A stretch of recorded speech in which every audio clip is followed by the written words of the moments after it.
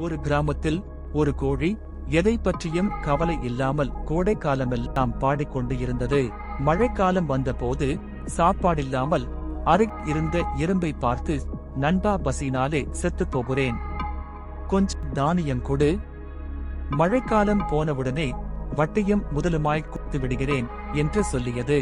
அதற்கு எறும்பு கோழியை பார்த்து, கோடை காலத்திலே உனக்கு வேண்டிய தானியத்தை சாப்பிட சேமித்துக் கொள்ளாமல் என்ன செய்தாய் என்று கேட்டது.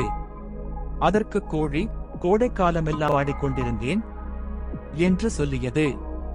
உடனே எறும்பு கோழியை பார்த்து, கோடைக்காலமெல்லாம் ஆடிக்கொண்டு திரிந்தாயே, அதைப்போல இந்த மழைக்காலத்திலே ஆடிக்கொண்டு திரி என்று துரத்திவிட்டது. மேலும் எறும்பு, சிறுவயதில் கல்வி பயிலாதவர்களும் காலத்திலே பயிரிடாதவனும் பசியினாலே மடிந்து போவார்கள் என்றது.